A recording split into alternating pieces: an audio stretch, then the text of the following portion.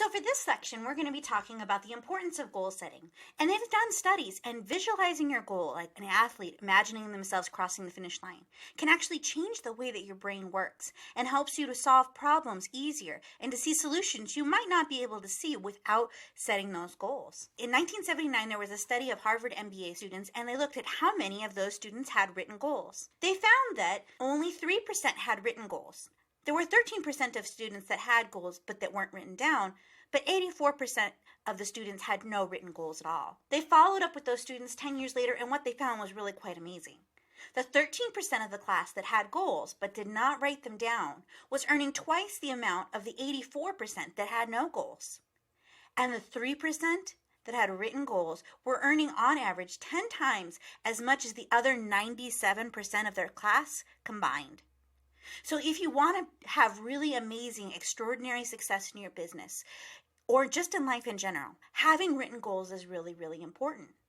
I don't know if you've ever tried to use Siri without your GPS turned on, but a map without an origin and a destination is useless. You have to know where you are now and where you want to be in the future. So exactly what are you looking for your business to provide you?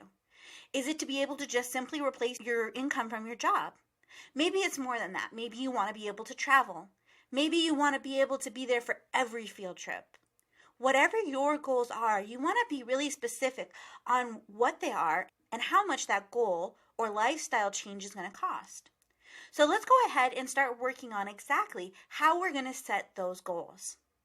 So the first thing you're going to do to set your goal, now I prefer to look at 2 years from today. So if I was to wave a magic wand and we didn't have to worry about how I was going to make it happen, we're looking at things that are realistic to happen in 2 years.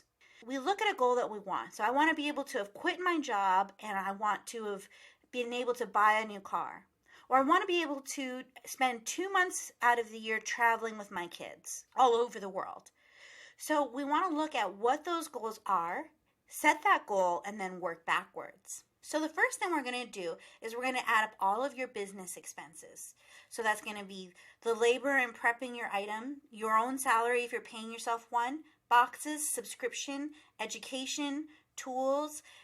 So this is anything from like inventory lab to if you're in a paid Facebook group, if you're in a coaching program, all of those expenses. You want to add up those monthly expenses. It's very important for us to know how much our business is actually costing us.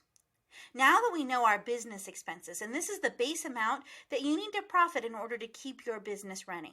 For example, when you go to take on a lease for a warehouse location, if you decide that's something you want to do, every month, in order to just keep your business afloat, you need to pay for the lease, for the power, for the internet, for those basic things that are going to be required as a result of you having a warehouse. So every time you increase your business expenses, you need to have a bigger gross profit to cover those expenses. Now I want you to add up your personal expenses for your goal. So if your goal is to just quit your job in 6 months, then it would be the amount of income monthly that your job brings in. Maybe it would be how much you would need to set aside every month plus the income from your job in order to be able to travel with your kids. So you're going to add up your business expenses and your personal expenses. You're going to add those two things together, and that's going to be your total profit goal. So you're going to use our profit calculator, and you're going to enter your total profit goal and your average ROI into the calculator. This exercise really works well once you've already passed your first $1,000 in sales because you already have a base idea. If you don't have an idea of what your target return on investment is when you're buying items, let's just guess 70% for right now. The target gross is how much you need to gross in order to hit that goal. Now remember, this is an oversimplified estimate. So you want to kind of use that as a guideline, something to shoot for, but we're going to want to be looking at our numbers every month to make sure that those numbers are still going to get us the goal that we want. The cost of products is how much you need to spend each month. If you divide that by 4, then you'll have a weekly inbound goal. How much you need to spend every week to get to that goal. So right now, that might not be possible. Maybe spending $7,000 a week seems impossible, too hard to do. What you would do is you would back that up. So if I wanted to be at that point 2 years from now, where would I need to be at 1 year from now? Where would I need to be 6 months from now, 3 months from now, 1 month from now? So how much do I need to send in this week to work towards me hitting my goal 2 years from now? Really good goals should call you powerfully into action. They should make you stand up saying, I know I have work today to get the life that I want tomorrow.